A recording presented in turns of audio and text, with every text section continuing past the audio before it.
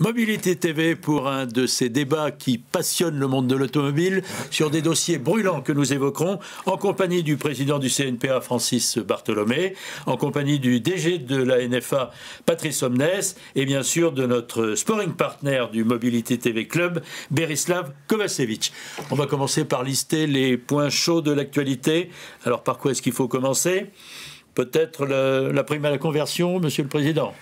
Oui, c'est un point très chaud, notamment de la fin de l'année 2018, parce que notre sujet majeur pour nous, les distributeurs concessionnaires notamment, et les professionnels de la vente, avons joué totalement le jeu de la prime à la conversion. C'est-à-dire que nous avons donné la possibilité à nos clients, à nos acheteurs, de faire l'avance financière de la prime. Alors, de 1500 jusqu'à 2000 euros, ce qui paraissait normal, quoi, pour faire faciliter le dossier, puisque je vous rappelle que le CNPA était à l'origine de la prime à la conversion dans le monde de la gestion des parcs roulants, l'élimination des voitures les plus anciennes. Bien, donc on a avancé l'argent, et puis à un moment donné, le retour venait pas, c'est-à-dire que ça se creusait, et il y a eu des sommes jusqu'à pratiquement 90 millions d'euros qui étaient dus au réseau. Donc c'était quand même compliqué, avec des gens qui avaient commencé à avoir des vrais soucis de trésorerie.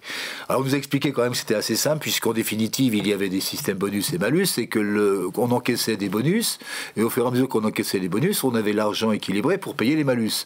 Sauf qu'à un moment donné, ça s'est complètement déséquilibré, et à partir de là, c'est l'inverse qui s'est passé. C'est-à-dire qu'à un moment donné, on n'a plus à avoir d'argent du tout dans la tirelire pour nous rembourser.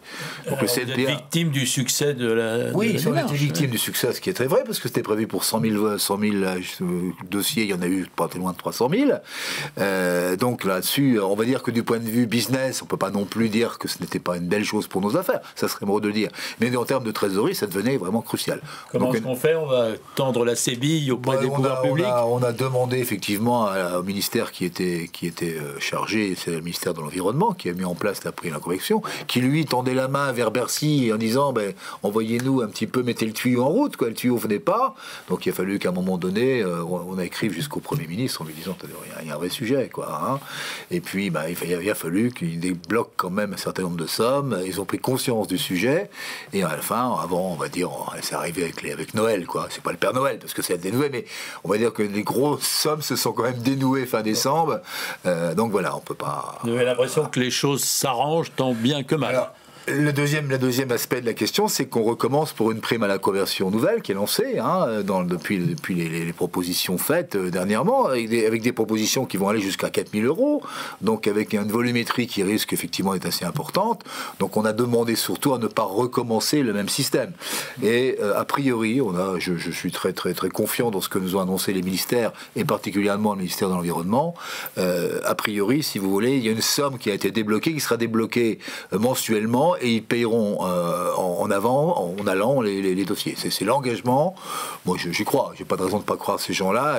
C'est un sujet. Ils ont été débordés. Là, à mon avis, ils reprennent le problème dans le bon sens. Ça devrait bien se passer. Est-ce que les professionnels de l'automobile, de la distribution automobile, ont vraiment besoin de ces primes ? On a l'impression que c'est la carotte qui fait avancer le baudet. C'était pas tellement l'idée du CNPA à l'origine. L'idée du CNPA, c'était bien plutôt de résoudre un problème d'un parc roulant vieillissant, dans lequel, quand on parle de problème de pollution d'une manière générale, les voitures les plus anciennes et les diesels les plus anciens devaient effectivement passer à la trappe. Il fallait trouver la solution pour le faire. Donc c'est dans ce sens-là. Et d'ailleurs, vous avez bien vu qu'à l'époque, on a réussi à obtenir que ce soit des véhicules d'occasion récents, à moins de 120 grammes l'année dernière, et y compris certains véhicules diesel. Ce qu'il y a du monde à comprendre, c'est qu'on a redonné de l'argent à des gens qui rachetaient des diesels. C'était quand même intéressant. D'ailleurs, on reparlera beaucoup du diesel en 2019. Je peux vous assurer que ça va être un vrai sujet. Il va y avoir des choses importantes à redire dessus. Mais voilà. Vous avez raison, ça a incité quand même un certain nombre de gens à venir nous visiter nos affaires. Dans notre jargon, on parle de créer du trafic, ça a créé du trafic. Après, à nous et à nos collaborateurs commerciaux de faire leur boulot. Donc, non, on va pas se plaindre de ce genre de choses. Simplement, on est arrivé quand même à ce que des professionnels disent si on n'est pas un système dans lequel moi j'ai X millions dehors, ça me pose un réel problème, quoi. Un petit problème d'intendance. Berislav Kovacevic, comment est-ce que c'est vécu par les professionnels de l'automobile ? Au début, les commerciaux étaient un peu perdus parce que ils ont effectivement des millefeuilles de politique commerciale par les constructeurs. La lecture mesure des barèmes fiscaux et des aides, d'ailleurs celle du 1er janvier 2019, je peux vous assurer qu'il y a eu plusieurs blogs de gens pointus qui ont essayé de faire des résumés. C'est vraiment quelque chose de complexe. Donc les commerciaux ont toujours beaucoup de mal à l'expliquer aussi aux clients. C'est quand même un peu dommage. Donc ça a peut-être poussé à peu près 10% de ventes de voitures neuves en plus l'année dernière. 10%, c'est pas rien, puisqu'on a un marché stable quand même depuis 20 ans. Puis quand on parle de 300 000 voitures, c'est quand même pas non plus énorme. Le ministère de la Transition écologique était quand même pas très gourmand, dans la mesure où on a un parc de 32 millions de voitures. Quand on nettoie 300 000 voitures par an, il faut un siècle dans ce cas-là pour nettoyer le parc. Donc on va pas vite. Et si dans un système qui est de petite taille, on a déjà du mal à se faire payer, là effectivement, plus personne n'a envie d'y aller. Et on a besoin de faire des véhicules neufs pour toucher des primes également. Donc c'est un système économique, un écosystème, les concessions, où le moindre petit décalage de trésorerie peut casser des effets leviers marketing. Peut-être un petit commentaire sur votre approche. D'ailleurs, à l'origine, puisque nous étions au ministère à l'époque avec M. Hulot, c'était du temps du ministre Hulot, on a pensé atteindre péniblement les 100 000 dossiers. Et au début, ça a quand même décollé très lentement. Donc il fallait rappeler les choses. Et la deuxième, la complexité du millefeuille, c'est 100 000 feuilles. Maintenant, ça va être compliqué parce que la nouvelle organisation d'obtention pour 2019, elle est encore plus compliquée que l'année dernière. Il y a des tas de sujets. Il y a le nombre de kilomètres par rapport à où vous habitez. Enfin, je ne sais pas comment un commercial chez nous, il est habitué à régler des choses précises. Mais là, ça devient quand même une étude assez précise du cas. La personne considérée. Il y a une pub amusante où une personne a raté la prime à la conversion parce qu'elle ne croyait pas que c'était vrai, elle ne croyait pas au Père Noël. Est-ce qu'il faut croire au Père Noël? C'est pas une question de Père Noël. Moi, je leur dis que le CNPA reste dans ce qu'il a voulu faire sur le sujet. C'était d'améliorer sérieusement l'état du parc roulant, dont c'est quand même un de nos prérogatives. Nous sommes là dans nos métiers pour améliorer le parc roulant et l'entretenir. Donc pour nous, c'était une véritable aubaine. Et puis, attendez voir, permettez-moi de le dire, c'est un peu un succès pour la maison CNPA, puisque c'était quand même une proposition de notre parc de mobilité. La grande nouveauté, c'était aussi réservé aux véhicules d'occasion, parce qu'il y a eu 4 primes à la casse précédentes qui étaient uniquement centrées sur du neuf. Et là, pour la première fois, et d'après ce qu'on entend, il y a quand même sur les 300 000 un gros succès où 200 000 dossiers sont partis sur du véhicule d'occasion. Et une petite chose qu'on a encore expliqué au ministre, sur ce dossier-là, mais c'est extraordinaire, écoutez voir. On leur dit, mais pourquoi on ne favoriserait pas les professionnels de l'automobile qui vendent de l'occasion? Vous récupéreriez quand même un petit peu d'argent sur la prime. On leur a expliqué qu'il y avait une TVA sur la marge. Et quand c'est un professionnel qui vend, il y a une TVA sur la marge qu'il récupère. Quand c'est entre deux particuliers, il ne récupère rien du tout. Et la complexité des dossiers. Je pense avoir entendu hier le président de la République, je vous ai écouté comme moi, annoncer que ça serait bien que ce soit les concessionnaires, que ce soit les professionnels qui règlent les problèmes. Ça serait très facilitateur. Mais je crois qu'il s'est compté aussi, donc il n'y a pas de fumée sans feu. Un autre sujet d'actualité, c'est celui de la formation et de l'apprentissage. Avec vous, Patrice Omnes, directeur général de la NFA. En quoi est-ce que c'est un sujet clé? Là aussi, M. Macron en a parlé hier. Il en a parlé hier. Alors, c'est un sujet clé, d'abord pour l'emploi.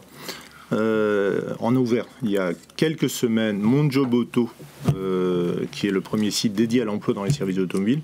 Avant même d'avoir contacté les grands réseaux, il y a déjà plus de 600 offres d'emploi qui aujourd'hui sont disponibles en ligne. Il y a à peu près 10 000 postes non pourvus aujourd'hui dans les services de l'auto. Et Dieu sait qu'on a des apprentis. Les effectifs augmentent. Cette année, on a encore progressé de 10%. On est une des branches les plus importantes en France, mais on a de l'emploi à pourvoir.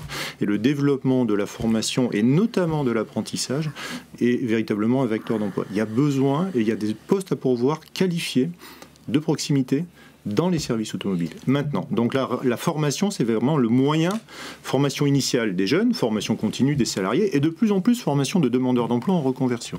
On a vraiment des postes à pourvoir et beaucoup d'emplois à pourvoir. Donc la réforme de la formation, elle est importante parce qu'on espère qu'elle va nous amener à pouvoir agir encore plus là-dessus. Au mois de mars, la prochaine semaine de l'automobile qu'on a lancée il y a déjà quelques années, qui a eu 50 000 visiteurs, va prendre une ampleur supplémentaire sous l'impulsion du CNPA. Et je pense qu'il y a toute une convergence d'éléments sur ces questions-là aujourd'hui. Alors, qu'est-ce qui fait que vous pouvez tenir ce discours que tenait jadis Lionel Stoléry du temps de Valéry Giscard d'Estaing? C'est pas nouveau, votre affaire. C'est pas nouveau. Ce qui fait que je peux le tenir, c'est que malheureusement, les réponses n'ont toujours pas été trouvées. C'est-à-dire que l'apprentissage aujourd'hui, il y a une loi, il y a une multiple loi, mais la dernière de septembre 2018, qui cherche à réformer profondément la formation. On espère qu'on va pouvoir y arriver. Les services auto font leur part du travail. C'est-à-dire qu'on est passé de 19 500 apprentis il y a quelques années, on est remonté à près de 26 000 apprentis. On a augmenté de 50% le nombre de jeunes en contrat de professionnalisation. Donc on en recrute énormément. Mais il faut faire venir de plus en plus de jeunes et maintenant des salariés déjà en activité ou en recherche d'emploi dans nos métiers. Et pour ça, il faut qu'on développe l'attractivité des métiers, très clairement. Et dans cette notion d'attractivité, on retombe sur la notion de mobilité. C'est-à-dire que le CNPA avait lancé la plateforme de la mobilité il y a quelques années, la NFA avait changé de nom, ça s'appelait Service de l'automobile et de la mobilité il y a quelques années, et là on est en train de créer l'opérateur de compétences de la mobilité, véritablement, parce qu'on est sur une logique de service à la mobilité, qui intègre à la fois la mobilité des personnes, qu'on connaît bien chez nous, mais aussi la mobilité des marchandises. Et pas uniquement terrestre. C'est-à-dire que la problématique de la mobilité, c'est la mobilité des personnes, des marchandises, et c'est la problématique d'un parcours de mobilité, c'est-à-dire d'un flux dans lequel il y aura de moins en moins de ruptures. Patrice, est-ce qu'il n'y a pas un marketing à réinventer? Parce que, rappelez-vous, l'année dernière, d'une publicité d'un grand réseau bancaire qui mettait en avant un jeune qui parlait à son ami IE, à ses copains d'école, à ses parents, de vouloir devenir mécanicien.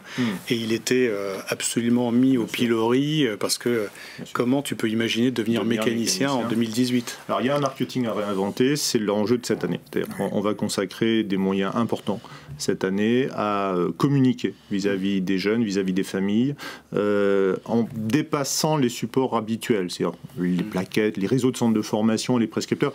On va passer dans une communication grand public, et je pense que en mars, 16 mars, pour la semaine de l'auto, vous devriez avoir une communication plus grand public qui rejoindra celle-là, peut-être sur les mêmes supports, peut-être pas aux mêmes heures, mais en tout cas. Et puis peut-être qu'il faut aussi qu'on rythme. C'est-à-dire qu'on n'a pas que la formation.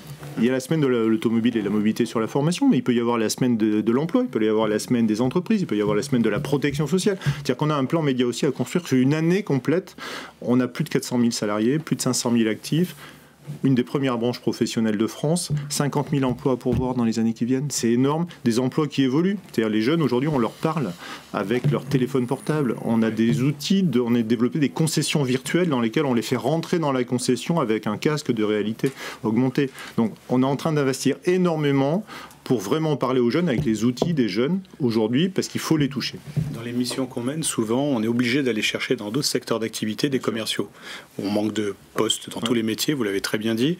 Et pour les commerciaux, moi j'ai un exemple terrible, c'est par exemple les commerciaux de la téléphonie, imaginent même pas, alors qu'ils rêvent d'automobile, en général, que leur métier et que les métiers de l'automobile puissent les faire rêver. Vous voyez, la dichotomie. On aime le produit, on aime l'environnement automobile, mais on rêve pas des métiers, voire on les connaît tellement peu qu'à la limite, on va même pas postuler. Et moi, on a des réussites exceptionnelles depuis 5 ans à aller chercher des commerciaux d'autres secteurs comme la téléphonie, les assurances. Patrice Omnès, est-ce que vous trouverez le rappeur à la mode qui va incarner cette capacité à se lancer dans l'automobile? On a un des projets de spot qui est non pas sur du rap mais sur du slam.